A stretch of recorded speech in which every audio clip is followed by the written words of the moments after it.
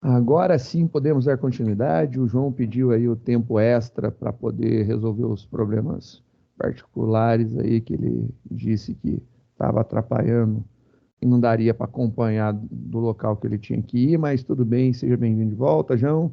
Vamos Obrigado, professor. fazer, vamos fazer a nossa brincadeira continuar, né? A gente tem mais um algoritmo, que é o algoritmo de ordenação por bolha ou bubble sort, né? Selecionando o nosso codigão de ordenação, tá lá o nosso codigão. Vou jogar ele dentro daquele arquivinho que a gente estava trabalhando na aula presencial na sexta-feira à noite. Vamos fazer esse cara daqui trabalhar, né? Vamos embora fazer esse cara funcionar. Vou jogar ele aqui. A gente tem ordenação por seleção. E agora temos mais um carinha. As maritaca conversando comigo aqui, ó. Que belezinha. Vou tirar aqui umas, né, as coisas que não tem necessidade. Tudo isso daqui é extra, né? Para o funcionamento do algoritmo.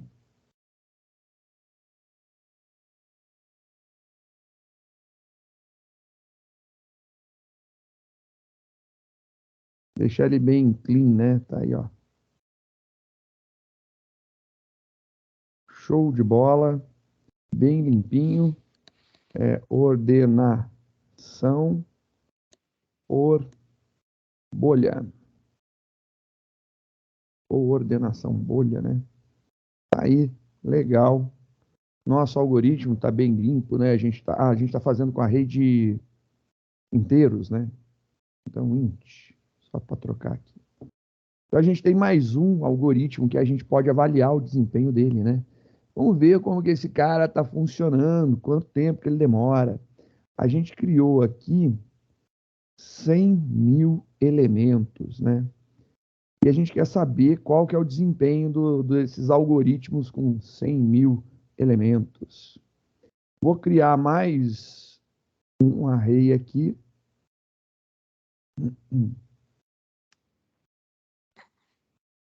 Agora esse cara vai ser ordenação por bolha, também do mesmo tamanho.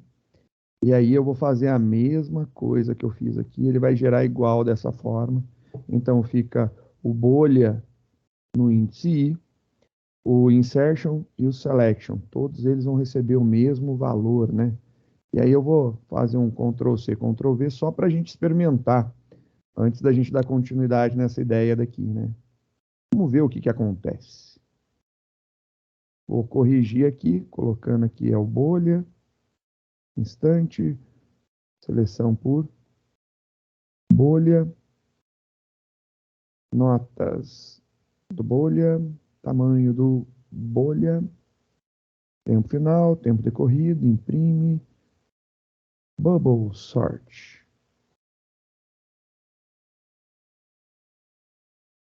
Bubble, 2B, bubble sort. Bubble é com 2B, deve ser. Se não for, vai ficar sendo a partir de hoje. Feita aí a nossa brincadeira, né?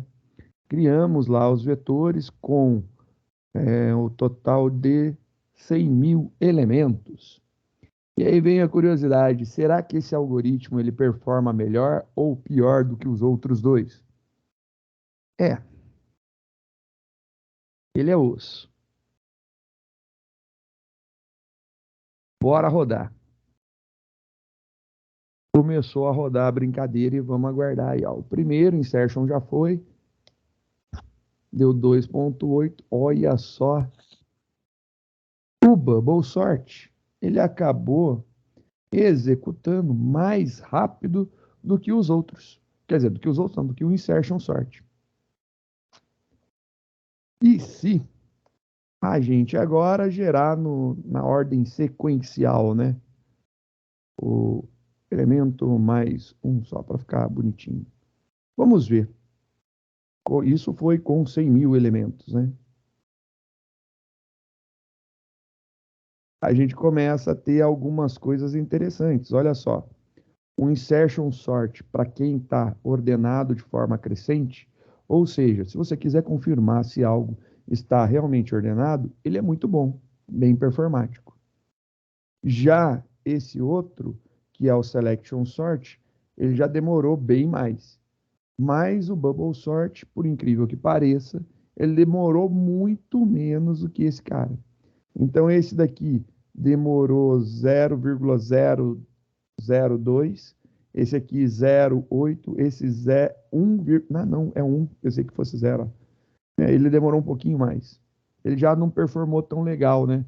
Já começou a demorar mais tempo aí para, mesmo estando os elementos em ordem. E se eu gerar aleatório, né? Se eu gerar esse cara aleatório, como que será que fica? Vamos ver um aleatório só para a gente sentir um pouco o funcionamento, né?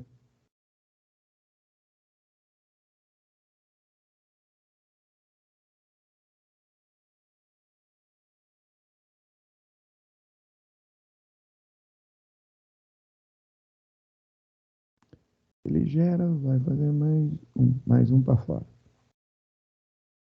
Não, mais um. Aqui.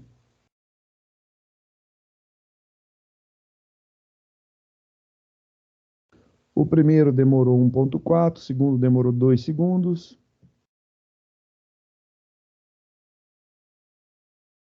E o Bubble está rodando. O Bubble está rodando. O Bubble demorou 15 segundos. Começou a ficar complicado, né? O Bubble, ele tem aí uma performance aceitável, né? Não que seja boa ou melhor, quando os dados ou estão ordenados crescentes ou estão ordenados decrescentes. Aí tem uma performance aceitável.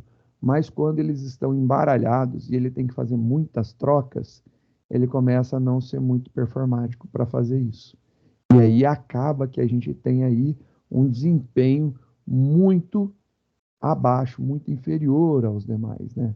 Olha lá o Bubble Sort, ele resultando, né? Deixa eu colocar só para ficar do mesmo tamanho. Estoque é uma coisa sensacional, né?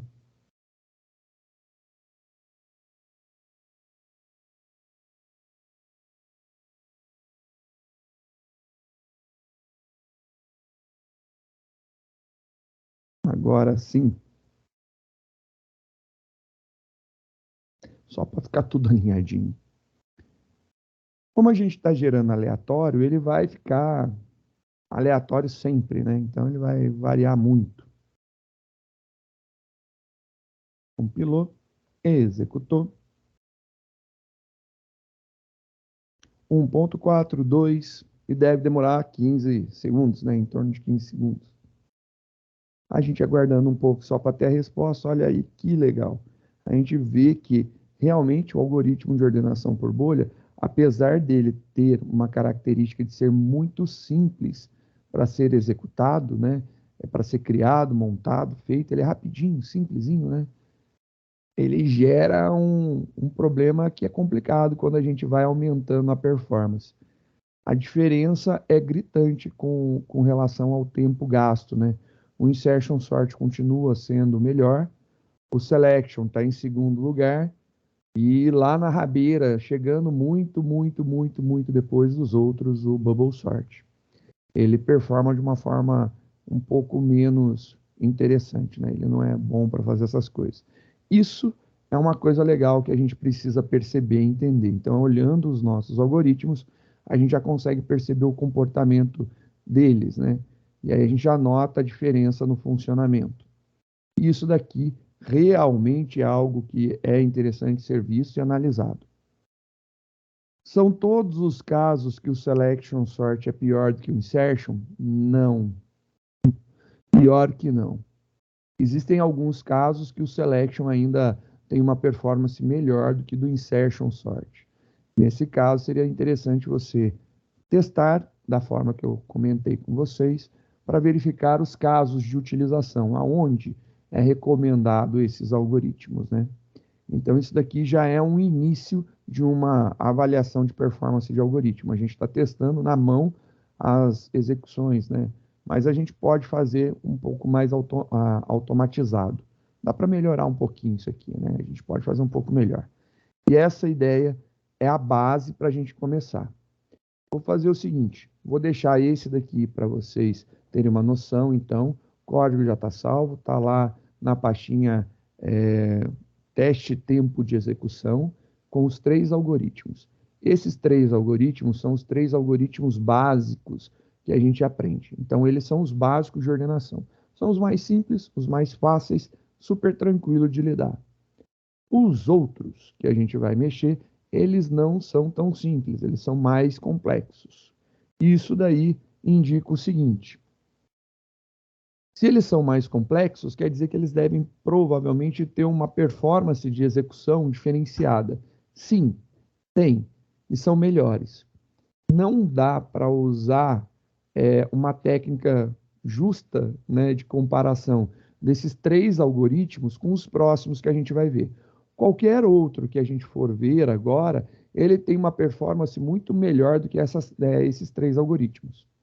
Esses 3, eles só podem ser comparados entre eles, porque depois fica injusto comparar com os outros, começa a ficar literalmente injusto.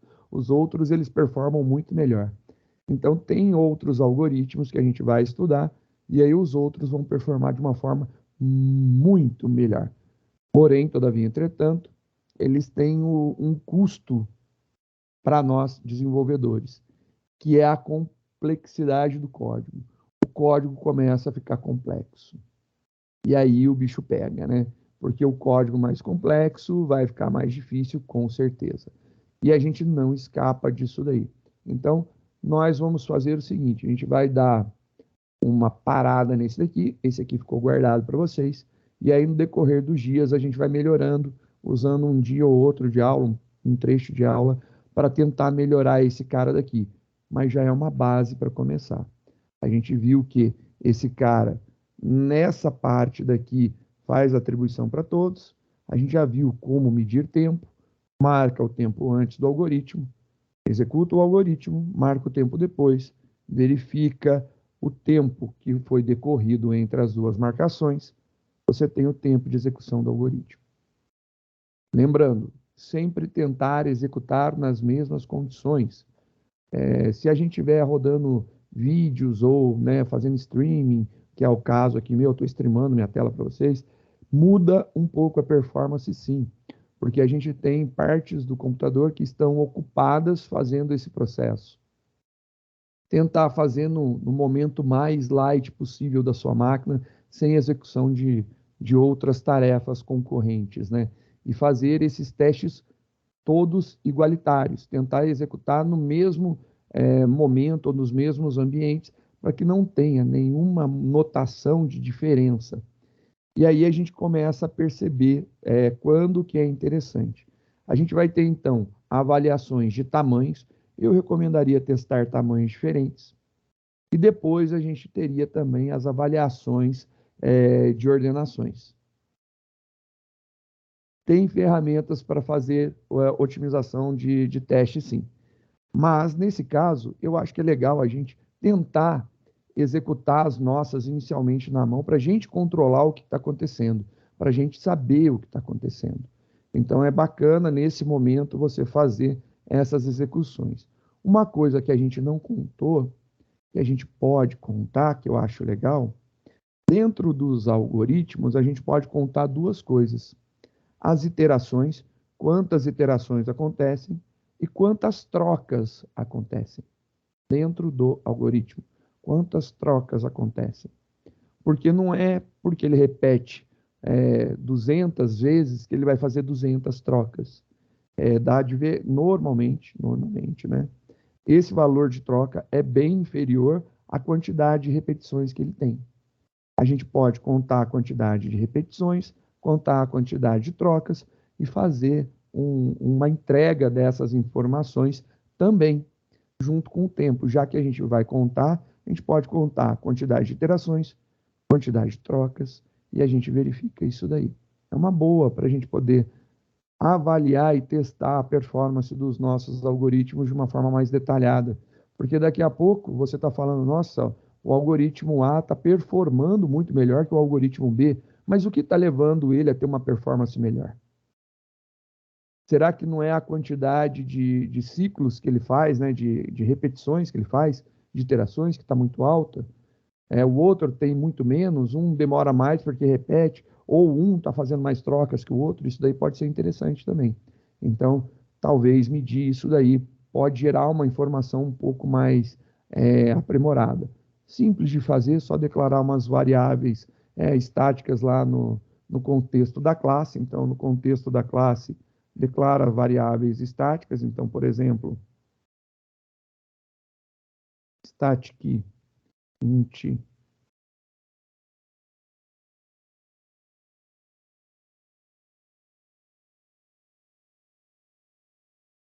conta repetição igual a zero, conta troca igual a zero. Esses dois aqui já seriam suficientes para a gente fazer, né? Conta repetição e conta troca. A gente pode, no ato de chamar esses algoritmos, a gente zera essas variáveis. E aí a gente inicia a contagem, conta a repetição. Então, quando ele entrar aqui dentro, eu vou fazer repetição mais mais. Quando esse daqui entrar aqui para fazer a troca, eu vou fazer a contagem da troca. Só quando entrar no teste. A mesma coisa eu posso fazer para os outros algoritmos, ordenação por seleção, por exemplo. Começa lá, repetição, quantas vezes ele repete. Aí o repetição ele tem um problema, olha só. Ele chama um for e o for faz do início até o término menos 1, né, o algoritmo de ordenação por seleção. Só que ele também conta a posição, né? A posição ele faz um for. Quando ele faz lá o busca menor nota, ele tem um outro laço. Então a contagem nesse caso daqui não deve de ser dentro desse laço daqui, mas deve de ser dentro desse outro daqui. É aqui que a mágica acontece para ele contar às vezes, né? Então esse caso específico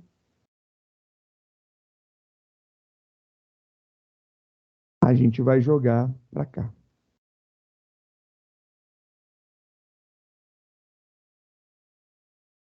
Tá aí. E a gente vai contar esse cara dentro do laço. Opa, não vou nem. Melhor dizendo, eu não posso zerar ele aqui dentro, né? Se eu zerar ele aqui dentro, eu perco a minha contagem real. Eu tenho que deixar ele aqui em cima mesmo. Verdade verdadeira, verdade verdadeira.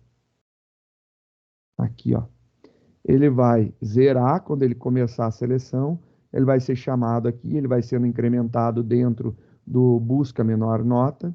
E o troca, ele também vai contar. Então, quando ele vier aqui, ele vai fazer troca. E aí a gente vai contar aqui a quantidade de trocas.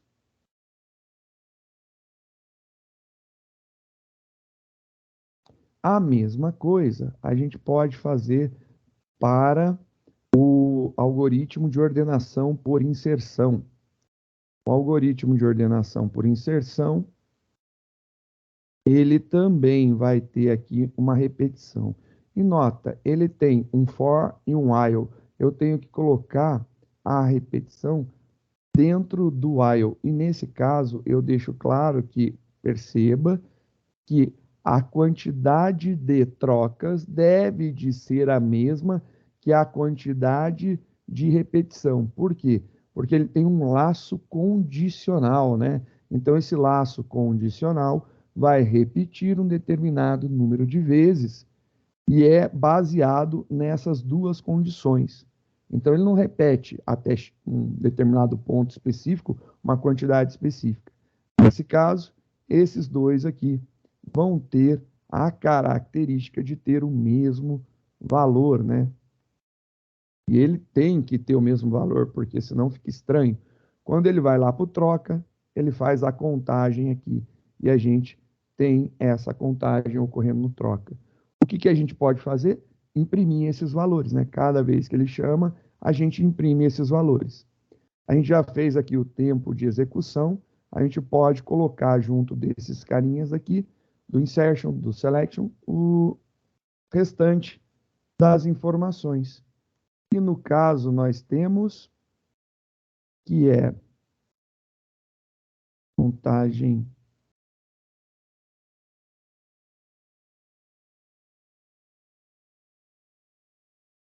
só colocar repetição, né?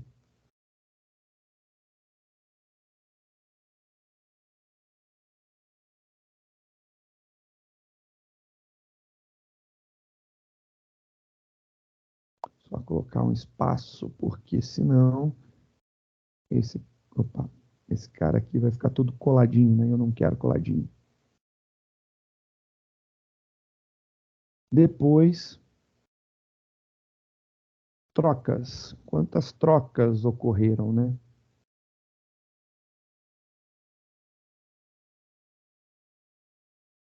E aí a gente já consegue ver o resultado disso daqui. Então a gente pode já testar nosso algoritmo, vendo as quantidades de repetições e quantidade de trocas. Compilou, executou, espera aqueles 15 segundinhos, né?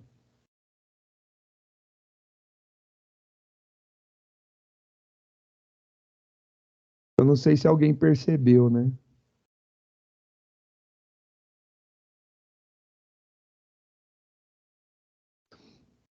Boa! Estouro de valor. Exatamente isso. Não dá para utilizar uma variável do tipo int.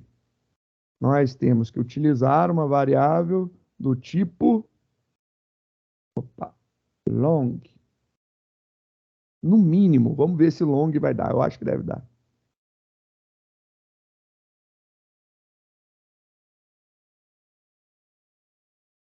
Aí, para, funcionou. E realmente excede o tamanho, né? Aqui mais 3, 49 bilhões. Olha que legal. Essa agora demorou 16 segundos, demorou 2, demorou 3, 16 segundos. E aí você vê aqui por que, né, apesar de a gente ter menos trocas, olha só a quantidade de trocas que a gente teve. A gente teve 9.999 trocas. Mas se você observar aqui, ó, a quantidade total de repetição.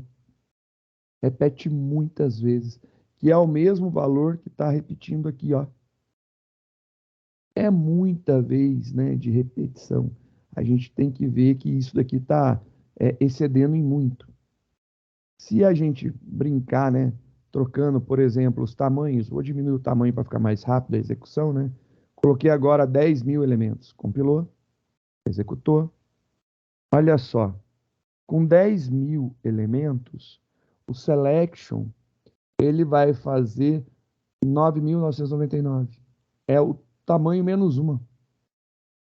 Ele faz muita troca, né? Os outros fazem mais trocas ainda, mas olha só a quantidade de execuções, ele está estourando isso daqui. Então é legal a gente ver o funcionamento desse cara, entender a quantidade de vezes que as coisas estão passando, estourando. Com poucos elementos, né? Vamos ver com pouquinhos elementos. Olha lá, com pouquinhos elementos. Aí já dá uma diferença, né? Fica melhor.